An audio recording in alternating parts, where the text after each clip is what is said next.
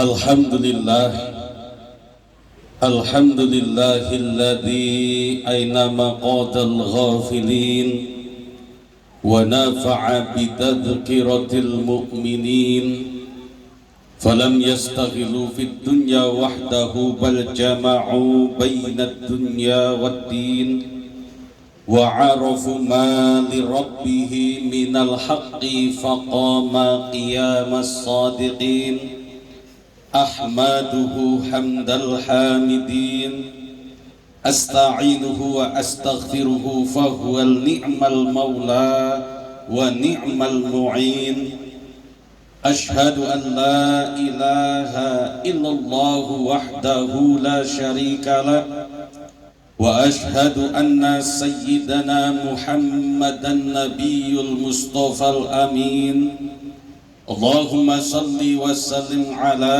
سيدنا محمد وعلى آله وأصحابه ومن تبع هداه بالإحسان إلى يوم الدين. الله تعالى في كتابه الكريم وهو أصدق القائلين أعوذ بالله من الشيطان الرجيم وبشر الذين آمنوا وعملوا الصالحات أن لهم جنات تجري من تحتها الأنهار كلما رزقوا منها من ثمرة رزقا قالوا هذا الذي رزقنا من قبل وأتوا به متشابها. الآية. Sadaqallahul Azim. Sa'adatal muhtaramin, aizatal kiram, para alim, para ulama, wabil akhos, para kiai, para asatid, wal asatidah yang hadir pada kesempatan kali ini, Bapak Haji, Ibu Hajah yang hadir pada kesempatan kali ini, wabil akhos jajaran takmir Masjid Darus Sa'adah, Bapak Haji Makmun beserta jajaran pengurus yang lainnya yang hadir pada kesempatan kali ini, wabil akhos para asatidah yang tidak bisa kami sebut asma agungnya satu persatu, namun tidak mengurangi rasa hormat saya. Mudah-mudahan kita selalu mendapatkan keberkahan ilmu dan doa dari para asatid yang hadir pada kesempatan kali ini. Amin. Allahumma amin ya rabbal alamin. Wabil akhos aparatur pemerintah yang hadir kesempatan kali ini, mungkin Bapak RW ataupun Bapak RT yang hadir. Wabil akhos sahibul bait, sahibul hajat, keluarga besar Bapak Suyono, benar Pak ya? Bapak Suyono ataupun Bapak Dery Arisman sebagai wasilah kumpulnya kita pada malam hari ini. Wabil akhos bapak-bapak, ibu-ibu jamaah walimatul khitan yang saya muliakan dan insya Allah dimuliakan oleh Allah Subhanahu wa Ta'ala. Amin Allahumma amin, Allahumma amin ya rabbal alamin. Bapak Ibu rahimakumullah, ketika Bapak Ibu ditanya apa itu khitan Pak, apa itu khitan? Sunat. Apa itu sunat khitan? Nah, jadi dijawabnya bolak-balik, khitan ya sunat, sunatan ya khitanan. Khitan adalah fitrah. Di suatu riwayat dikatakan khitan adalah fitrah kita sebagai seorang muslim. Bagi seorang laki-laki di dalam madhab Syafi'i, pendapat Imam Asy-Syafi'i, kalau ada orang laki-laki dia balik kok belum khitan, maka sholatnya tidak sah. Kenapa seperti itu? Karena khitan itu mensucikan dari najis. Laki-laki buang air kecil kalau belum khitan maka najisnya tidak akan bersih. Makanya kalau sudah akil balik, sudah terhukumi hukum syar'i kok belum khitan, maka sholatnya membawa najis, berarti sholatnya tidak sah. Nah, ini yang belum khitan siapa kira-kira nih? Pak RT. Gawat nih. Maka alhamdulillah Bapak dari Arisman menghitankan putra-putra beliau ini sebelum akil balik. Yang pertama bernama Arsaka. Arsaka ini kalau setahu kami artinya seorang bangsawan, Pak, kalau tidak salah. Kalau keliru ya tanya sama bapaknya. Kemudian yang kedua namanya Arham.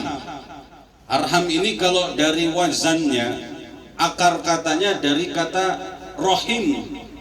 Ya, jadi Arham ini anak yang penuh dengan kasih sayang. Di nama-namanya bagus. Yang pertama namanya bangsawan, yang kedua anak yang penuh kelemah lembutan. Mudah-mudahan sesuai dengan nama-namanya, menjadi seorang yang pemimpin, yang adil, seorang bangsawan yang gagah. Kemudian adiknya Pak ya ini Arham, menjadi seorang yang penuh kasih sayang ketika tumbuh dewasa nanti. Amin, Allahumma amin ya rabbal alamin. Maka khitan merupakan sunnah baginda Nabi Khalilur Rahman, Nabi Ibrahim alaihi salam. Khitan merupakan sunnah Nabi Ibrahim, karena khitan ini pertama kali diperintahkan kepada Nabi Ibrahim alaihi salam. Pada usia berapa Nabi Ibrahim khitan? Nabi Ibrahim khitan ini pada usia 80 tahun, Pak. Tapi jangan bayangkan 80 tahunnya Nabi Ibrahim ini sama seperti 80 tahunnya kita. Karena Nabi Ibrahim ini usianya sampai 175 tahun. Berarti saat usia 80 tahun ini masih muda Nabi Ibrahim. Nah, kalau 80 tahunnya kita sekarang masih muda apa sudah hilang mudanya, Pak? Nah, ya. Maka jangan ya, masih muda dikit. Nah, ada sisa-sisa dikit. Dikit oleh. Jadi jangan bayangkan Nabi Ibrahim usia 80 tahun ini tua, muda, karena Nabi Ibrahim usianya 175 tahun. Dan Nabi Ibrahim itu khitan menggunakan kudum. Apa itu kudum? Bahasa Arab. Kapak. Ustadz Santo dulu waktu khitan pakai kapak apa pakai apa? Sembelu. Alhamdulillah sekarang kemarin Arsaka sama Arham ini khitan tidak pakai kapak lagi. Sekarang modern, ada yang pakai laser, ada yang langsung bisa sembuh. Bayangkan kalau sekarang ini Pak, kitanya masih pakai kudum, masih pakai kapak. Habis punya bapak-bapak itu, tidak sisa lagi, tidak galak di khitan. Bapak Ibu rahimakumullah, kenapa kemudian orang tua ini diwajibkan mengkhitankan anaknya? Bapak ibunya diwajibkan untuk mengkhitankan anaknya karena ini memang syariat yang akan melanjutkan syariat yang selanjutnya. Jadi mohon maaf nyun sewu Pak Dery, habis acara bukan alhamdulillah ini khitanannya sudah selesai. Alhamdulillah ini acaranya sudah selesai. Ya memang alhamdulillah sudah dikhitan, alhamdulillah acaranya sudah terselenggara. Tapi ada tugas yang lebih berat setelah khitan, karena kalau sudah khitan tugas selanjutnya orang tua adalah mengenalkan anak ke syariat yang selanjutnya, yang lebih tinggi, yang lebih agung, yang lebih mulia, yaitu dikenalkan dengan syariat sholat. Tujuan khitan adalah anak ini kemudian diajari kenal dengan sholat. Ini tujuan khitan Pak, untuk melaksanakan sholat. Maka tugas menanti lebih berat, lebih besar lagi, yaitu agar anak ini tahu sholat, agar anak ini bisa sholat, titipkan untuk ngaji kepada ustadz dan ustadzah, agar tahu bagaimana cara bersuci, agar tahu mana itu najis, agar tahu mana yang benar tata cara sholatnya. Kalau misalkan orang tua tidak sempat ngajarin di rumah, ingat Pak, Bu, kami dulu dinasihati oleh guru kami waktu masih di pondok pesantren Tahfidzul Quran. Waktu kami masih menghafal Al-Quran, dinasihati oleh Kiai Abdullah Maksum Al-Hafidh. Beliau menasihati, "Nak, ingat, kamu di sini memang tujuannya untuk menghafal Al-Quran. Tapi ada yang lebih utama daripada menghafal Al-Quran, apa? Jangan pernah tinggalkan sholat. Karena nanti di akhirat kamu gak akan ditanya, kamu kenapa tidak hafal Al-Quran? Kenapa kamu tidak jadi hafidhul Quran? Tidak akan ditanya, karena menghafal Al-Quran itu bukan wajib. Kalau wajib dosa semua kita, Pak. Gak ada yang hafal Al-Quran ini sampai mati, dosa semua. Jangan pernah kemudian keseriusan kamu semua, kata kiai kami, menghafalkan Al-Quran, sholatnya jadi ditinggalkan, jadi malas-malesan karena fokus menghafal Al-Quran. Yang akan ditanya nanti, kamu kenapa tidak sholat? Kenapa sholat kamu itu ditinggalkan? Itu yang akan pertama kali ditanya oleh Allah Subhanahu wa Ta'ala. Maka orang tua juga sama nanti, kenapa anak kamu ini tidak diajari sholat, tidak dikenalkan dengan sholat? Tidak akan ditanya, kenapa anakmu ini tidak hafal Al-Quran, kenapa anakmu ini tidak dititipkan di pondok pesantren Tahfidzul Quran. Tidak akan ditanya, tapi akan ditanya, kenapa anakmu ini sampai mati tidak kenal dengan sholat, tidak pernah sholat. Itu yang akan dimintai pertanggungjawaban. Maka bukan berarti kemudian menghafal Al-Quran tidak penting. Penting, alhamdulillah punya anak hafal Al-Quran. Tapi alangkah sayangnya kalau anak zaman sekarang rajin pergi ke TPA, rajin pergi ke rumah tahfidz, tapi habis pulang dari rumah tahfidz, habis pulang dari TPA, dengar adzan maghrib masih main HP, tidak ingat sholat. Itu yang jadi miris zaman sekarang, Pak. Orang tua senang anak mau ngaji ke musola, anak mau ngaji ke TPA, TPQ, ke rumah tahfidz, tapi sholatnya tidak pernah diperhatikan. Waktu adzan duhur anak main HP, tidak diingatkan. Diingatkan nanti menjelang asar, nah ayo pergi ngaji, mandi, mana iqra'nya, mana Al-Qur'annya, berangkat ngaji. Tapi sampai rumah lagi tidak diingatkan sholat. Padahal yang paling utama adalah sholat. Jangan sampai kita keblinger, jangan sampai kita keliru. Bukan berarti menghafal Al-Quran tidak penting, tapi kita mengajarkan sholat agar anak ini senang sholat, kenal dengan syariat sholat, jauh lebih penting daripada kita menekan anak untuk hafal Al-Quran. Syukur-syukur anak ya rajin sholat, ya hafal Al-Quran. Nah, mudah-mudahan Arsaka dan Arham ini kelak menjadi anak-anak yang penghafal Al-Quran dan taat dan rajin istiqomah sholatnya. Amin Allahumma amin, Allahumma amin, amin ya rabbal alamin. Kanjeng Nabi Muhammad sallallahu alaihi wasallam, baginda Rasulullah Muhammad sallallahu alaihi wasallam pernah dawuh, pernah menyampaikan, akrimu auladakum, muliakanlah anak-anakmu. Kenapa baginda Rasul mengatakan muliakan anak-anakmu? Bukankah anak yang seharusnya memuliakan orang tuanya? Apa maksud dari perkataan baginda Rasul akrimu auladakum? Karena kalau kita memuliakan anak, kemudian anak itu akan bisa memuliakan balik orang tuanya, otomatis anak tersebut akan dimuliakan oleh Allah Subhanahu wa Ta'ala. Itulah maksud dari baginda Rasul. Lalu bagaimana sebagai orang tua agar bisa memuliakan anak? Caranya satu, yang pertama, Bidoa, dengan mendoakan anak. Zaman sekarang mohon maaf nyun sewu Pak, banyak orang tua ini senang menasehati, senang memberi nasihat, sering ceramahi anak, sering ngomelin anak, tapi jarang mendoakan anak. Betul apa betul? Nasihati anak tiap hari, ceramahin anak tiap hari, tapi mendoakan anak tidak sesering menasihati anak. Maka jangan heran kalau misalkan ada anak ditanya, "Nah, kamu udah pulang?" "Ay, males aku balik. Di rumah diceramahi wae, dimarahin terus, diomelin terus."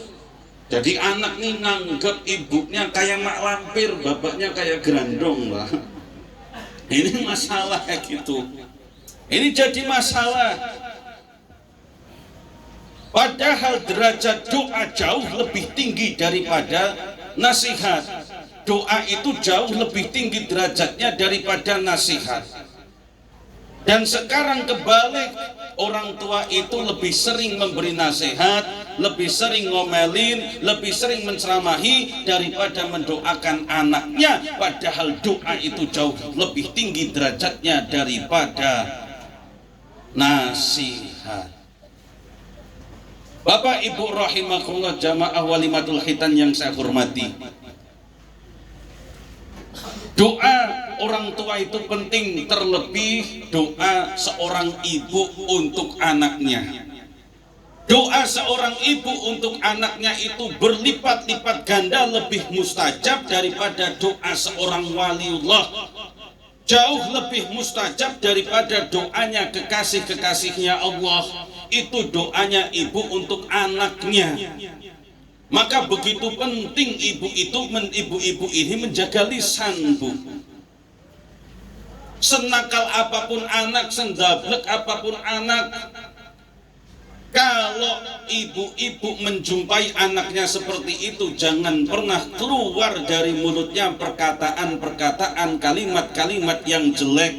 Kenapa? Kalimat yang jelek yang dikeluarkan dari mulut ibu untuk anaknya akan terjadi, yang baik akan diijabah oleh Allah Subhanahu wa Ta'ala. Maka hati-hati, bahaya ini kalimat ibu yang keluar, yang terlontar untuk anaknya. Kalau ibu kebiasaan marah ke anak, alangkah nakalnya anak aku ini. Rumahlah dirapi-rapikan, lah disapu, diberantakin lagi, dikotorin lagi, dicatat malaikat, nakal. Ini anak aku dipanggil-panggil, gak denger, bengak nian, dicatat malaikat, bengak. Ini anak aku ngerjain PR, diajarin, gak paham-paham, buyan nian, dicatat malaikat, buyan. Maka hati-hati, Bu. Walaupun nakal menurut kita, tapi kalimat yang keluar, yang terlontar dari mulut seorang ibu, "Oh, pinter nian anak aku ini, matematika 1 tambah 1 sama dengan 5, ini calon profesor nian, yang bisa mah itu cuma anak aku pinter dicatat." Maka ada suatu kisah, Bu. Dulu ada seorang ibu datang ke kiai, ngadu cerita ke kiai, ke pesantren. "Pak Kiai, aku ini punya anak nakal nian, dablek nian, pokoknya tidak ada yang benar yang dilakukan anak aku ini. Tolong didoain Pak Kiai agar anak aku ini jadi anak yang soleh, akan anak aku ini jadi anak yang benar, anak yang pintar, tidak nakal lagi." Apa kata kiai di pesantren, Pak? "Bu, anak ibu itu nakal bukan karena anaknya. Anak ibu nakal itu karena sampai ini hari ibu selalu membeberkan kenakalan anak, selalu mengatakan anak aku nakal, anak aku buyan, anak aku bengak. Itulah yang menjadi penyebab anak ibu sekarang nakal. Bukan karena anaknya nakal, tapi ibu setiap hari mengatakan anak ibu nakal, dicatat oleh malaikat, anak ibu jadi nakal beneran." Bapak Ibu rahimakumullah, itulah pentingnya doa. Yang pertama, bekali anak kita dengan doa, terutama ibunya. Jangan pernah kemudian kita lalai untuk mendoakan anak kita. Ada salah satu adabul Islam di dalam adab kita beragama Islam, dicontohkan oleh baginda Rasul dalam suatu riwayat. Setiap kali baginda Rasul ini ngambil air wudhu, Sayyidina Abdullah ibnu Abbas. Sayyidina Abdullah ibnu Abbas ini putra Ibnu Abbas. Ibnu Abbas ini paman baginda Rasul, tapi anak-anak, punya anak setelah menikah, punya anak namanya Abdullah, maka disebut dengan Abdullah ibnu Abbas atau Abdullah bin Abbas. Berarti ponakan baginda Rasul. Setiap kali baginda Rasul ini wudhu, Abdullah bin Abbas ini menyediakan air untuk Rasulullah wudhu. Saat itu juga setiap kali Abdullah bin Abbas ini menyediakan Rasulullah air untuk wudhu, Rasulullah memegang pundak Abdullah bin Abbas, selalu mendoakan dengan doa Allahumma faqihu fiddin wa 'allimhu ta'wil.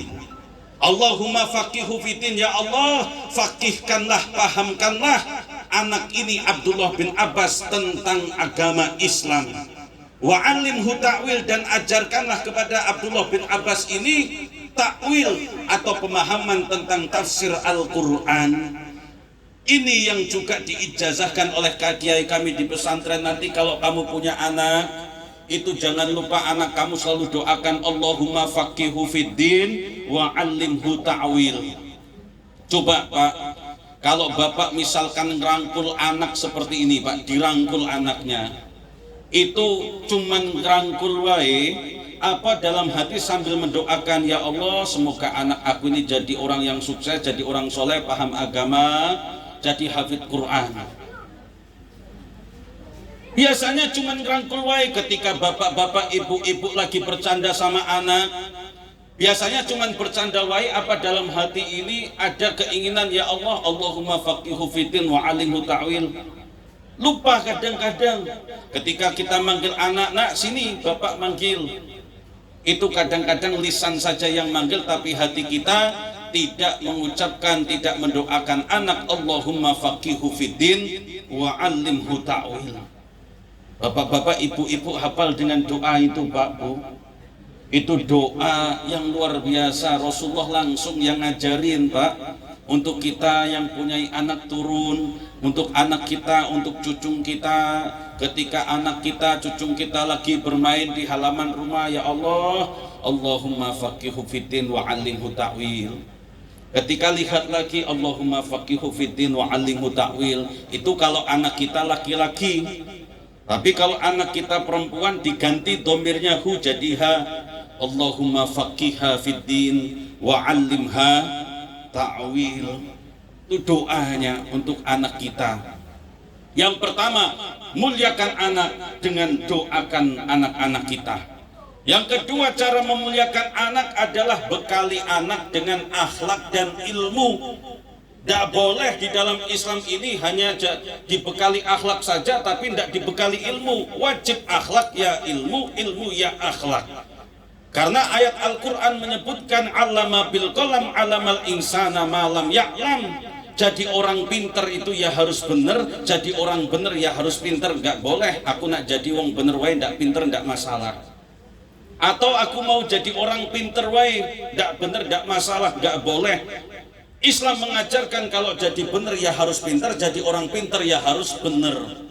Mohon maaf kalau hanya bener wae ndak pinter Pak, itu nyakitin hati Pak. Cuman bener tapi tidak pinter, ditanya Pak Haji nak kemana? Nak ke depan. Dari mana Pak Haji? Dari belakang. Bener apa enggak Pak? Bener tapi tidak pinter, nyakitin hati. Pinter tidak bener. Orang main gaplek, orang judi, orang mabuk-mabukan dinasihati, Pak Mang jadilah judinya. Cukuplah itu duit untuk judi, lemak dibikin rendang, dikasih ke wong rumah kamu, dikasih ke anak kamu untuk jajan daripada untuk main gaplek, untuk judi, untuk minum-minuman keras. Karena pinter dijawab, Pak Haji urusan kamu apa? Ini duit-duit aku begawe dewek, nyari-nyari dewek.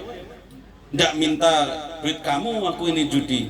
Ndak minta duit kamu, aku ini mabuk. pinter Pak, tapi tidak benar. Maka Islam mengajarkan akhlak ya harus beradab, akhlak atau adab ya harus berilmu. Orang berilmu harus ada akhlaknya. Karena kalau ilmu tidak diikat dengan adabnya, sewu mohon maaf, ilmu akan menjadikan orang yang punya ilmu itu menjadi sombong. Diundang ke acara seperti ini karena ilmunya tidak diikat dengan akhlak, dengan adab, disuruh duduk di belakang, marah sama panitia dalam hati. Ini panitia ndak tahu apa aku ini siapa. Aku ini Ustadz kondang. Ngapa aku disuruh di belakang mak ini? Seharusnya aku ini di depan. Berarti dia sombong dengan ilmunya, pengen dianggap orang pintar, pengen dianggap ustadz, pengen dianggap kiai. Sakit hati kalau disuruh duduk di belakang. Berarti ilmunya tidak diikat dengan akhlak, menjadikan orang yang punya ilmu jadi sombong. Maka bekali anak dengan akhlak dan ilmu, insya Allah Allah akan memuliakan anak ini dengan sendirinya. Anak itu kalau berilmu, pintar di mana-mana, akan dipersilahkan selalu Pak, tidak pernah dilarang. Contoh misalkan Pak Dery ini beli mobil, tetangganya ada yang ahli pintar tentang mobil, pintar tentang mesin mobil. Pak Dery habis beli mobil Pak, iyo boleh aku lihat mesinnya Pak? Oh silahkan. Karena Pak Dery tahu ini orang pintar, maka dipersilahkan. Dimanapun orang pintar dipersilahkan. Tapi kalau orang bodoh, tidak tahu mobil, tidak punya mobil, tidak pernah nyetir mobil, tanya sama Pak Dery, Pak Dery habis beli mobil, iyo coba Pak aku lihat mobilnya, aku mau coba test drive ini, nyupir ke Prabu Jaya, kira-kira dipersilahkan apa dilarang Pak? Dilarang. Jangan, kamu ini tidak pacak nyetir mobil. Bapak Ibu rahimakumullah, maka itulah pesan-pesan dari baginda Rasul untuk memuliakan anak kita, terutama wabil khusus Bapak Dery beserta Ibu ada tugas berat ke depan setelah anak ini khitan, yaitu perkenalkan anak ini dengan sholat. Ajak anak untuk datang ke ustadz ataupun ustadzah agar belajar ngaji, agar tahu tata cara sholat dengan benar kalau tidak sempat ngajari anak di rumah. Yang kedua, muliakan anak, selalu doakan anak. Apalagi doa seorang ibu, jangan sampai perkataan ibu ini keluar untuk anaknya perkataan yang jelek, karena jelek pun akan terjadi, dicatat oleh malaikat. Kemudian bekali anak dengan akhlak, bekali anak dengan ilmu, karena dengan akhlak dan ilmulah yang menjadi bekal abadi. Anak ditinggali harta, harta akan habis. Anak ditinggali jabatan, jabatan akan selesai. Tapi ketika anak ditinggali akhlak dan ilmu, akan membekali sampai anak itu tua nanti, bahkan sampai wafat. Amin Allahumma amin ya rabbal alamin. Kurang lebihnya mohon maaf. Wallahu a'lam bishawab. Wallahu muwaffiq ila aqwamit thoriq. Assalamualaikum warahmatullahi wabarakatuh. Waalaikumsalam warahmatullahi wabarakatuh.